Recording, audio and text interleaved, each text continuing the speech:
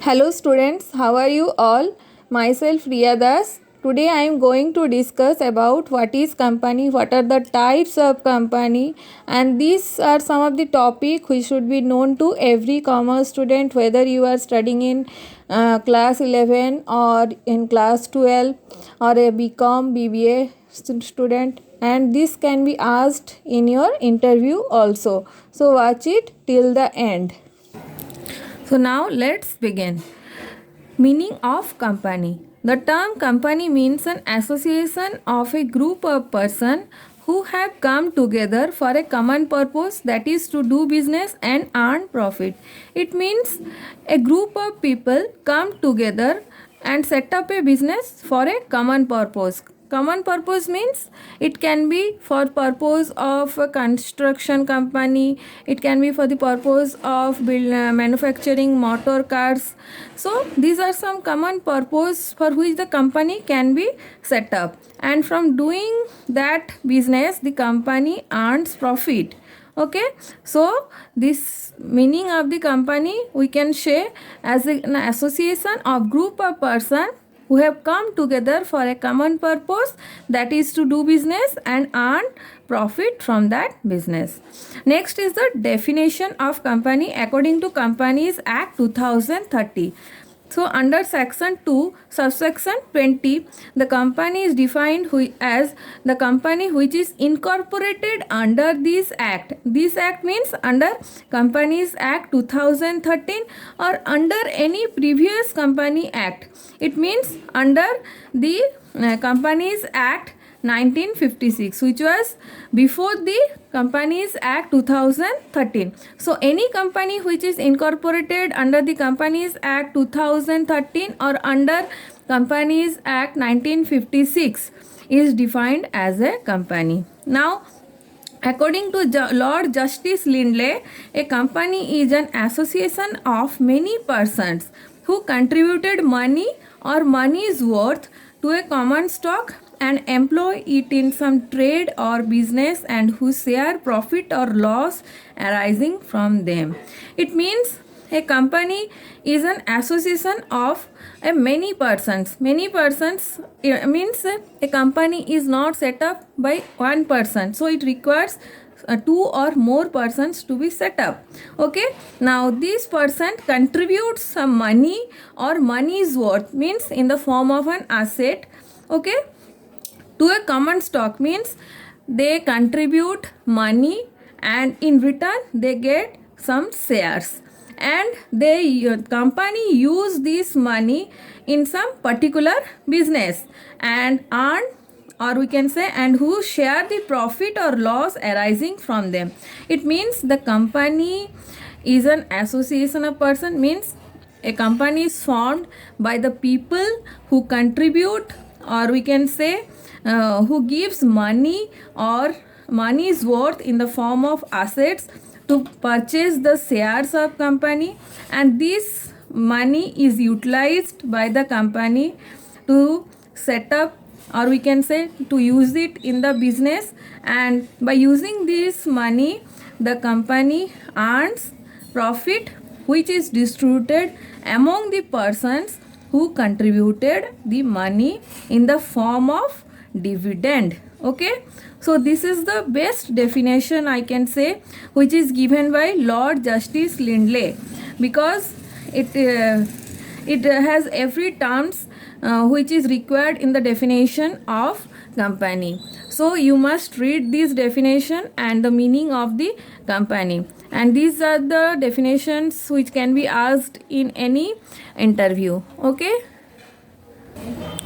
now what are the types of company? Okay, now the types of company depends on the following factors: formation, incorporation, control, ownership, the number of members, liability, declaration by the leader of the country, special act or bill passed by the parliament, purpose and location of company, investment type of company. So these are the factors on the basis of which the company is classified.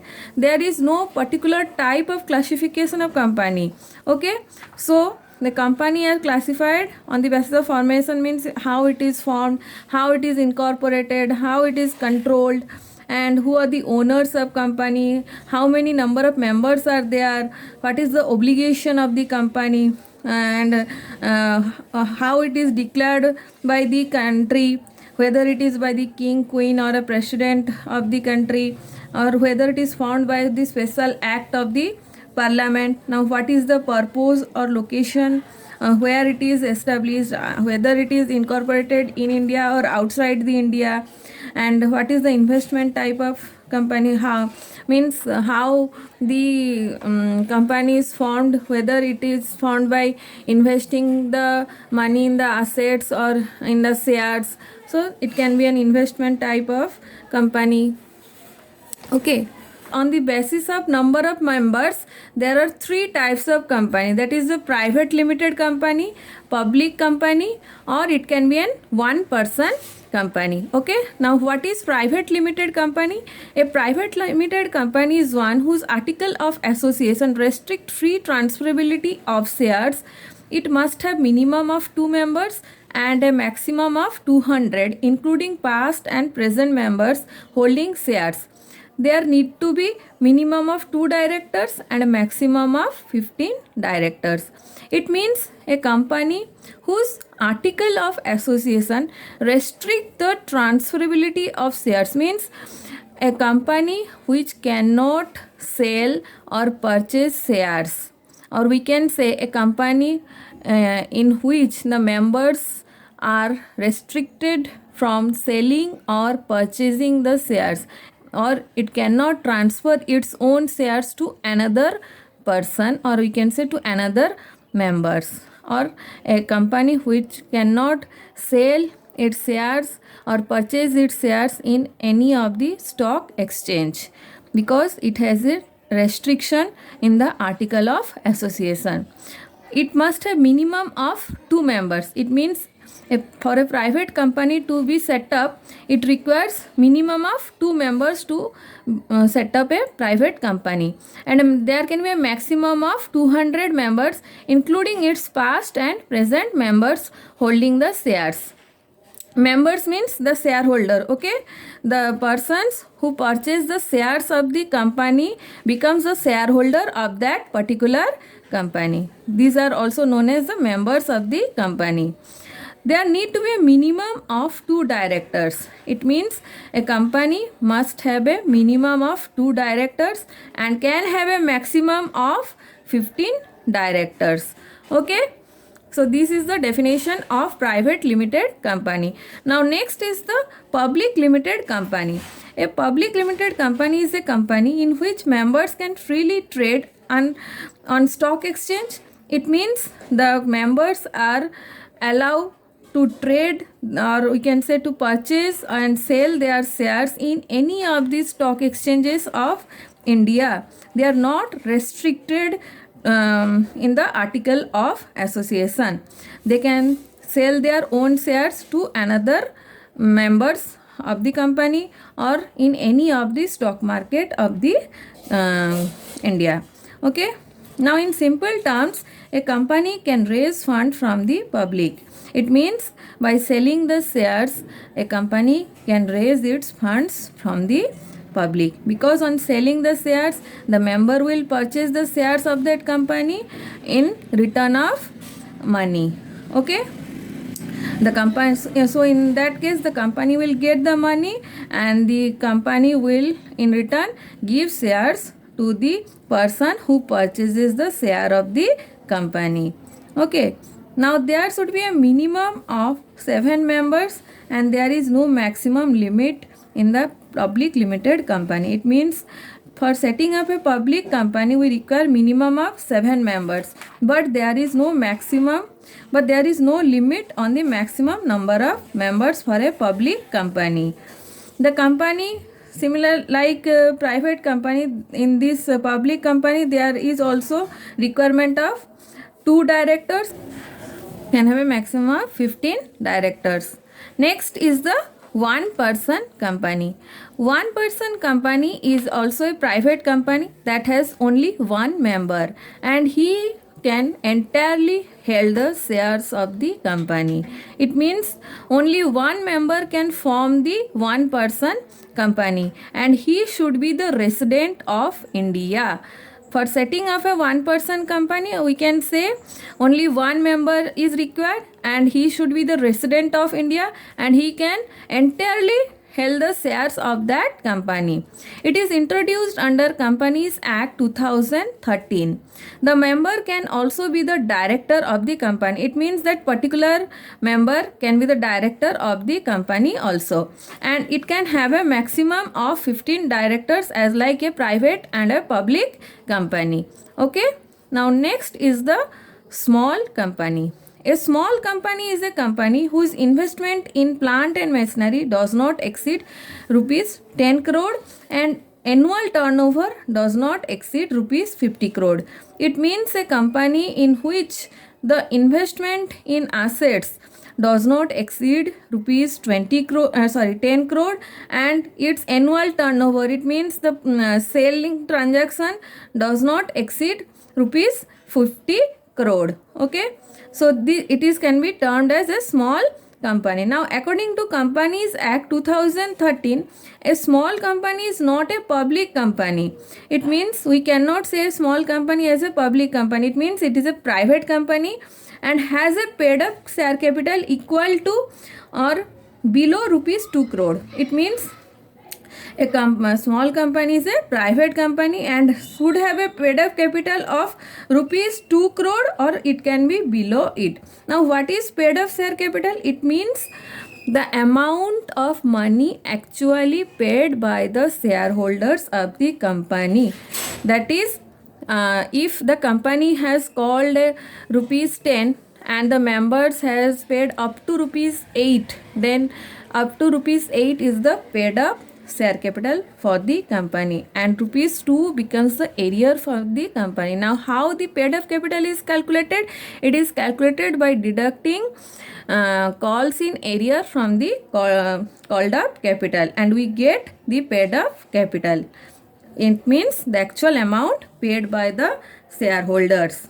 Okay, so the paid up capital can be equal to or below rupees 2 crore or such higher amount as it is prescribed or specified, which should not exceed rupees 10 crore. Okay, and can have a turnover of rupees 20 crore or below 20 crore below or equal to 20 crore. It means a small company can have a turnover of rupees equal to 20 crore or below it.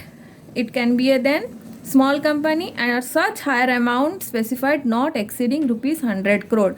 It means according to Companies Act 2013, a small company should have a paid up capital of rupees 2 crore or it can have below it are such higher amount which should not exceed rupees 10 crore and can have a turnover of rupees 20 crore or below it, and it should not exceed the amount of rupees 100 crore. Okay, now on the basis of incorporation, statutory companies. These companies are constituted by a special act of parliament or state legislature. These companies are formed mainly with the intention to provide public services. Though primarily they are governed under that special act, but still Companies Act 2013 will be applicable. Examples are Reserve Bank of India, Life Insurance Corporation, etc. So a statutory company is formed by passing a special act of parliament or the state legislature, such as a company like Reserve Bank of India is to be formed. So it can be formed by passing the RBI Act that is passed in the year 1935. Okay, so by passing the special act of that particular bank, we can say that statutory company is set up. These companies are formed with the intention to provide public services, because the purpose of a bank is to provide service to the public. So these types of company provide service to the public and they are governed by that act only. RBI is governed by the RBI Act. Similarly, LIC is governed by the LIC Act. Okay, but still it can be we can say the Companies Act 2013 is still applicable. Okay, even after the special act of parliament is governed to that particular company. Now next is the registered companies. These companies are incorporated under Companies Act 2013 or under the previous Companies Act as applicable are called registered companies. It means the companies which are incorporated under the either Companies Act 2013 or set up under the Companies Act 1956, whichever is applicable. These are called registered companies. Such companies comes into existence when they are registered under the Companies Act 1956 or under Companies Act 2013 and got a certificate of incorporation from the registrar of that company. Okay. Now, registered companies can be said as the companies which are incorporated or set up under the Companies Act either 2013 or under the Companies Act 1956, and these are registered after getting the certificate of incorporation from the registrar of companies. The registrar of companies are situated in every state of the country. Okay. Now these are to be registered from that registrar of the companies. The basis of company's liability or an obligation, that is company limited by shares and company limited by guarantee and an unlimited company. Now what is company limited by shares? They have a share capital and the liability of each member is limited to the amount unpaid on the face value of the shares that he has subscribed in accordance with the memorandum of association. It means the liability of the member is limited to the amount unpaid on the face value of the shares that which he has subscribed in accordance with the memorandum of association. Means the company limited by shares must have a share capital and the share capital is provided by the member of each member by purchasing the shares of the company. Now if a company's share has a face value of rupees 10 but the member has paid up to rupees 7, then rupees 3 is still payable by the member. So rupees 3 is, I can say, is unpaid by the member. Now the liability of the member is up to the rupees 3 because they have paid up to rupees 7 and rupees 3 is still payable by the member on the face value of rupees 10. So their liability is limited on the amount unpaid on the face value of the shares that the member has subscribed in accordance, or I can say according to the memorandum of association. Now what is memorandum of association? Memorandum of association is a document which contains the details about the company and the powers and the objectives of the company and within which the company has to work or within which the company has to do all its work. Okay. In other words, during the course of company's existence or in the event of winding up, a member is required to pay up to the unpaid amount on shares. Where the shares are fully paid up, no further liability rests on them. It means when a company is dissolved or it is wind up, or even during the course of its existence, a member can be liable to pay up to the amount he has not paid on the shares which he has purchased. Okay. Now if the company share is rupees 10 and he has paid up to rupees 7, then a company can ask the member to pay the rupees 3 which is still unpaid by the member. Now when the shares are fully paid up, no further liability rests on them. Means a company cannot ask for any liability because the member has paid the full amount of the face value on the shares. So there is no liability on the member. Here one example is also given. See, a shareholder who has paid rupees 75 on the face value of rupees 100 can be called upon to pay the balance of rupees 25 only. It means if a company's share has a face value of rupees 100, then he can be called only for rupees 25 because he has already paid rupees 75 on the face value of the shares. So this is called a company limited by shares. It means the liability of the members are limited up to the unpaid value of the shares. Okay. Now next is a company limited by guarantee. Such companies may or may not have share capital. It means it is not required to have share capital by a company limited by guarantee. And the liability of members of company is limited to the amount agreed to contribute to the assets of company in order to pay off the debts and liabilities in the event of winding up or dissolution of company.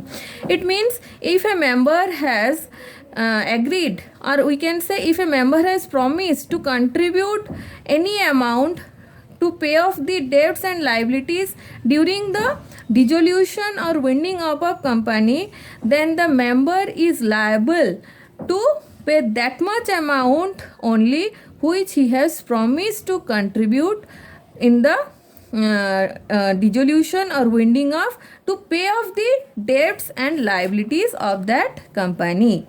Okay.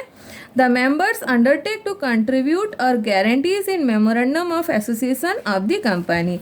Now the member has taken the promise or has taken the guarantee in memorandum of association of the company, which is the company's document, and he has promised in that document to contribute that amount of money in the event of the company's winding off or during the ending up of company.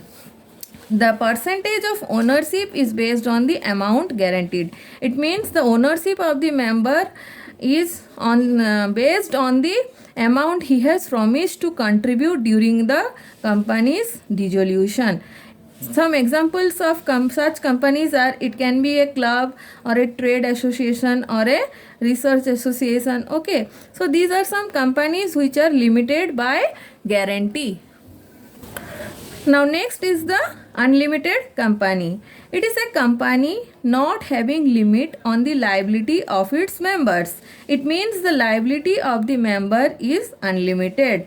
It means the members or shareholders are liable for the entire debt of the company, and the company can use all the personal assets of the members in the event of winding up. Such company may or may not have share capital and can be either public or private company. It means an unlimited company is a company in which the members are liable for all the debts of the company, and the company can use all the personal assets to pay off its debt. The members' assets are used for paying off the debts of the company. Such company can have the share capital or cannot have the share capital, and it can be either public company or it can also be a private company. Now next, on the basis of control or holding, it can be a holding company or a subsidiary company or an associate company. I can say there are three types of company, that is holding, subsidiary and an associate company. Okay, first is the holding company. Holding company is a company which holds partly or fully the shares of another company. It means a company which holds 50% or more than 50% of shares of other company, or 100%, that is the fully the shares of other company, is a holding company. It owns all the shares of that particular company. Okay, and this company which the shares of which are held by other company is a subsidiary company, and the holding company have the majority of voting power in that particular company. Okay, it is the parent company controlling the composition of board of directors, company policies, assets and management decision. It means the holding company controls everything of the subsidiary company except it gets involved in the day-to-day activities of that subsidiary company. It controls the composition of the board of directors. It means who should be the members of the board of directors and what should be the company's policies and what should be the assets and what are the decisions to be taken by the management. All these things are controlled by the holding company. These companies own more than 50% of shares of subsidiary company. However, it remains uninvolved in the activities of the company. Now next is the subsidiary company. It is a company owned and controlled by another company. It means a subsidiary company is a company which is owned and controlled by the holding or a parent company. It can be owned and controlled by the parent company either partly or fully. It means the subsidiary company's shares can be held by the holding company either 50% or 100%. Okay. This holding company controls the composition of board of directors of the subsidiary company and can have more than 50% of voting power in that subsidiary company. Now, if a single company holds 100% of voting power, then subsidiary company is known as wholly owned subsidiary company. It means if a company has, if a company's share is hold more than 50%, it is a subsidiary company. But if the shares of subsidiary company is owned by the other company as 100%, then that company will be called as wholly owned subsidiary company. Okay. Now next is the associate company. It is also known as the joint venture company, in which other company, holding or parent company has a significant influence, means control of at least 20% of voting power or participation in business decision under an agreement of joint venture. An associate company means what? It means a joint venture company. Joint venture company means an association of some people in which the holding company has a control of at least 20% of voting power, or the holding company can take part in the management decision under a joint venture agreement. So that company is known as an associate company, which has a significant influence of the holding company. Significant influence means control of at least 20% of voting power by that holding or parent company. Okay. Now next is on the basis of listing on stock exchange or access to capital. On basis of listing or access to capital, there are two types of company, that is listed company and an unlisted company.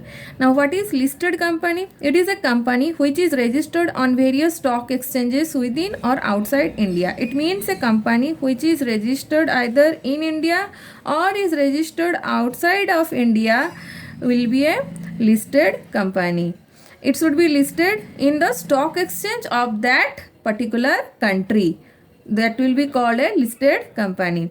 The shares of the listed company are freely traded on the stock exchange. It means the shares of the listed company can be sold and purchased in the stock exchange, but they have to follow the guidelines given by Securities Exchange Board of India. It means a listed company can sell and purchase its shares in the stock market or stock exchange of India by getting themselves registered in the stock exchange of India, and they have to sell according to the guidelines given by the Securities Exchange Board of India. Now, if a company wishes to list its shares on the stock exchange, it should issue a prospectus to the general public for subscribing its shares or debentures. It means if a company wants to sell or purchase the share, it should give a prospectus. Prospectus is a document which states all the details of the company, that is why the company is set up, what are the objectives of the company, who are the members of the company. Everything is written in that prospectus, and it should be given to the general public before selling its shares, so that the public can know about the company. Okay, now the members or the public will subscribe the shares of that particular company, or we can say the public will purchase the shares of that particular company. A company can list its shares through an IPO. It means if a company is issuing or selling its shares for the first time to the public, it should go through the initial public offer, which is known as IPO. Okay. Now, if an already listed company wants to further sell the shares, then it can go through the further public offer, that is called FPO. If a company is first time issuing the shares, then it can go through the initial public offer, and a company which has already sold some share and is now trying to sell some other shares will go through the further public offer, that is FPO. Now next, what is unlisted company? An unlisted company is a company that is not listed in any of the recognized stock exchange. These companies fulfill the capital requirement by obtaining the funds from the friends, relatives, financial institutions, or through private company. It means an unlisted company is not listed in any of the stock exchanges of India. Now, how many stock exchanges are there in India? There are 29 stock exchanges in India, and this company is not listed in any of the 29 stock exchanges of India. Okay, and if these companies require any fund or capital, it can obtain it from their friends or relatives or any of the banks, okay, or through private placement. Now, an unlisted company must convert to a public company and issue a prospectus if it wishes to list its shares on the stock exchange. It means if an unlisted company wish to convert it into a public company, and it must have to issue a prospectus to the public if it wishes to list its shares on the stock exchange. It means if an unlisted company wants to sell its shares to the public, it has to first issue the prospectus and then get itself registered on the stock exchange. Then it can only raise funds from the public by issuing the shares. Okay, see the note over here.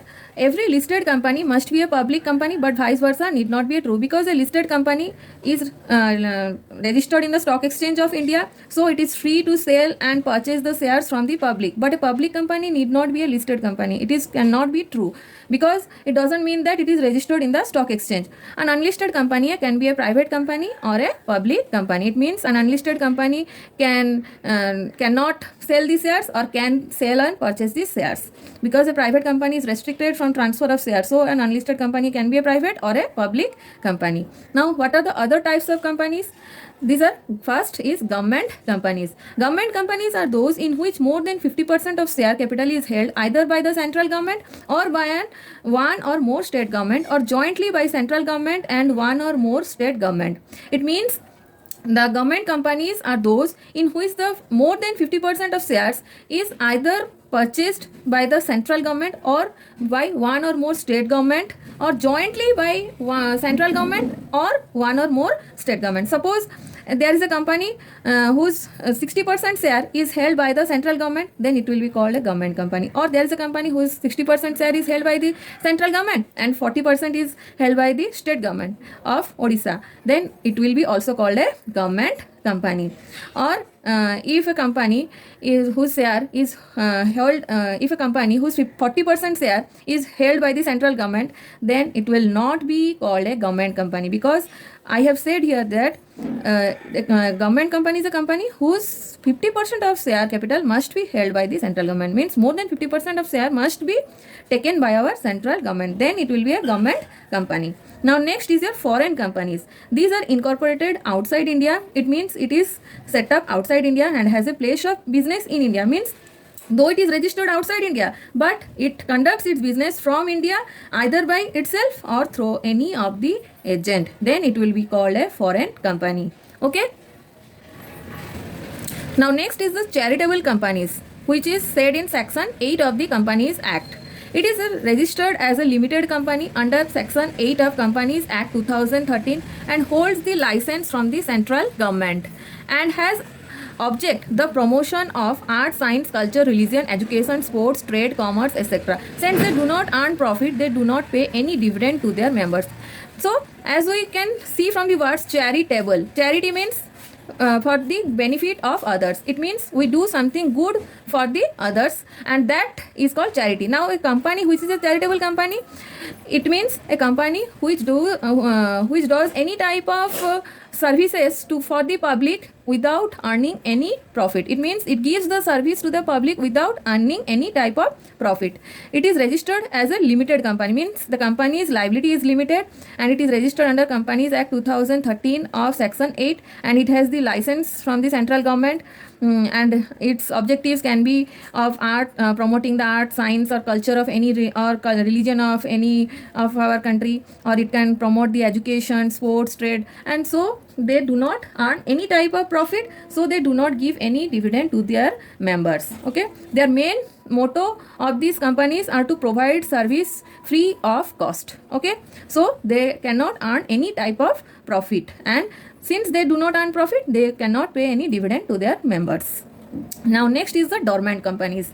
These companies are generally formed for future project. It means these companies are set up for a future project which is to be continued in future. They do not have significant accounting transactions and remain inactive or inoperative during the last 2 financial year. It means a dormant company is set up for a future project and it has not undergone any accounting transactions during the last 2 financial year, or it has remained inactive during the last 2 financial year. Okay, thereafter the company may make an application to the register for obtaining the status of the dormant company. It means if a company has not undergone any transactions during the last 2 financial year, it may make an application to the registrar for obtaining the status of the dormant company. The registrar will give the status as a dormant company. Now next is the Nidhi company. It is formed to promote the habits of thrift and saving among its members. It means it is set up to cultivate the habit of savings among the members of the society, so that they will not spend on unnecessary things.